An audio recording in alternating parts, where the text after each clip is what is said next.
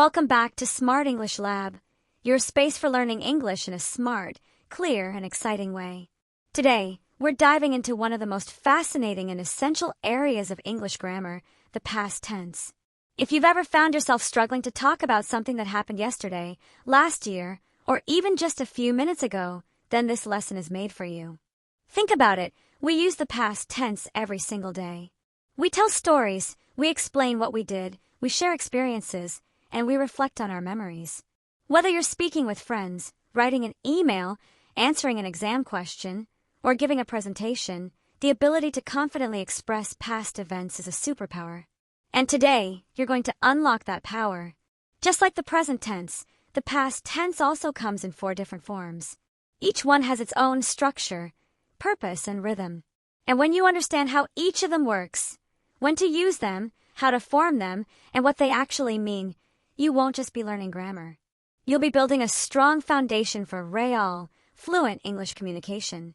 In this lesson, we're going to break it all down together, clearly, simply, and with examples that are meaningful to your daily life. You won't just learn rules.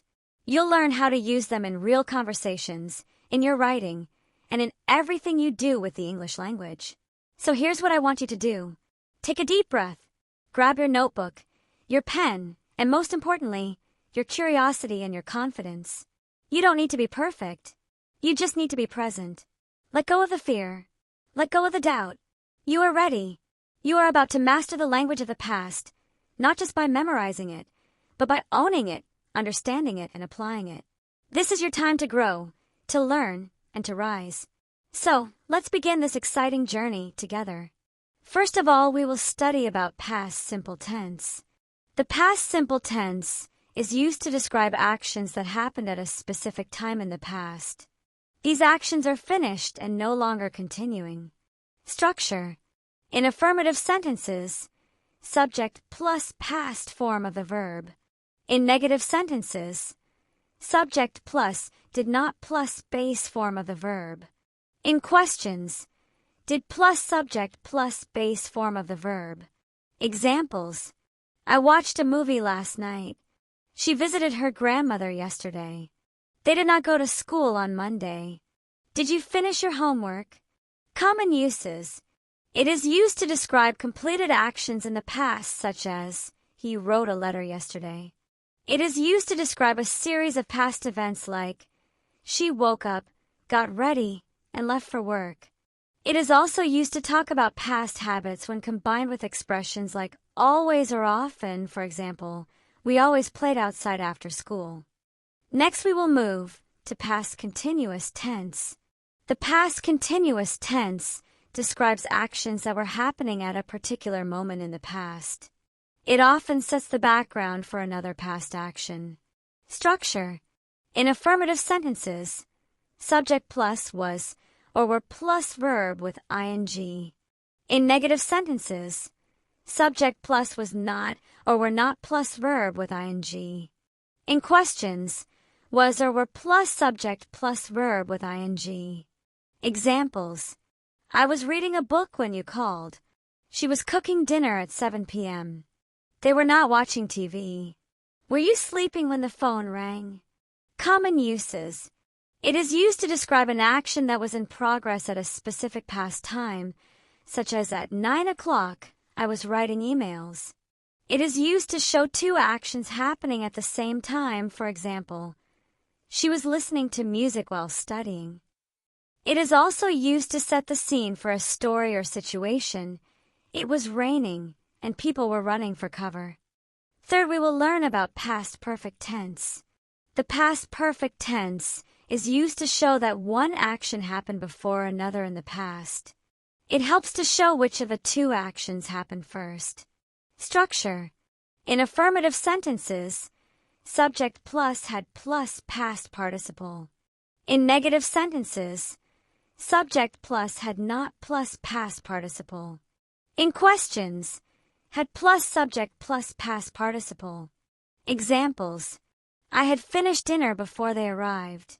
She had already left when I got to her house. They had not seen that movie before.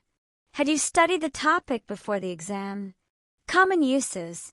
It is used when talking about two past actions to clarify which one came first, such as, he had left before the show started.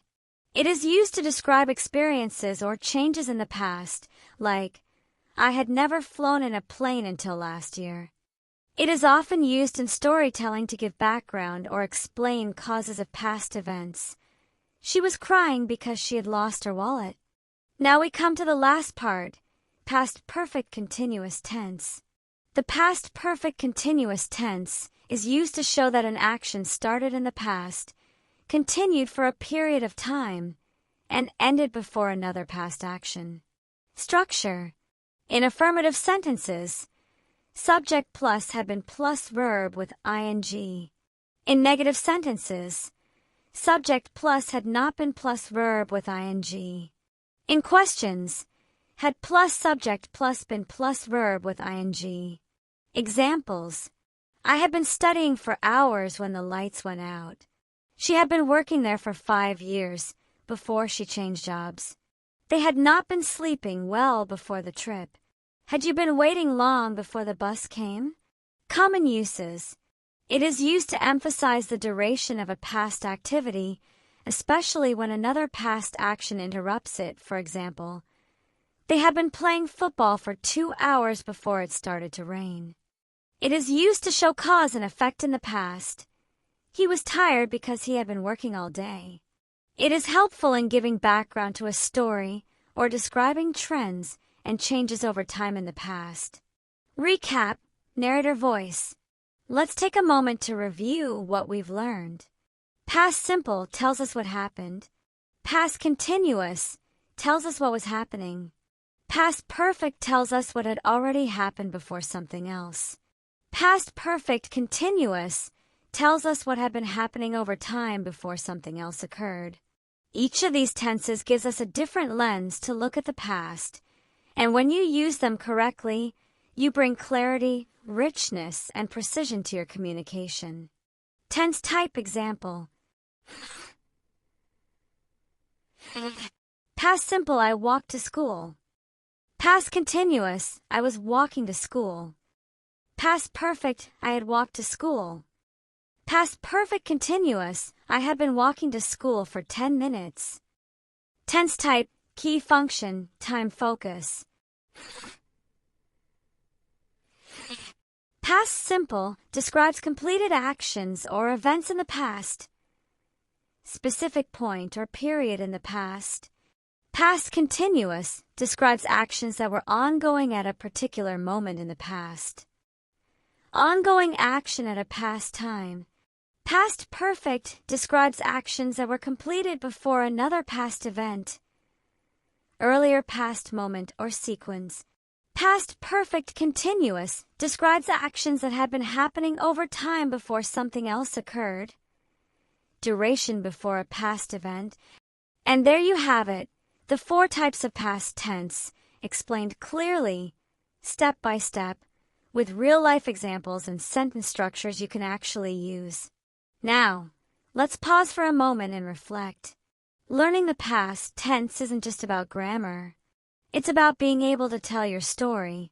It's about expressing your memories, your achievements, your lessons, your experiences, everything that brought you to where you are today. Maybe in the past, you felt unsure about tenses. Maybe you avoided them because they seemed too confusing or complicated. But guess what? That version of you is already in the past. Because today you showed up. You learned. You practiced. And that means you grew. You now understand how to talk about a single completed action using past simple. You can describe an ongoing situation in the past using past continuous. You know how to show what happened before something else using past perfect. And you've discovered how to express duration and effort with past perfect continuous. That's not just grammar knowledge, that's communication power. Remember, learning a language is never about being perfect. It's about progress. Every sentence you try, every mistake you learn from, every time you speak or write in English, you're moving forward. So don't be afraid to use these tenses. Practice them in your everyday life. Write short stories. Talk about your day. Share your memories. Ask your friends, "What did you do yesterday?" And listen closely. The more you use the language of the past, the more natural and confident it becomes. You've got what it takes. You're building something valuable, not just better English, but a stronger version of yourself. Thank you for joining me here at Smart English Lab. Keep going. Keep learning. Keep believing in yourself. The past may be behind us, but your progress is just beginning. See you in the next lesson.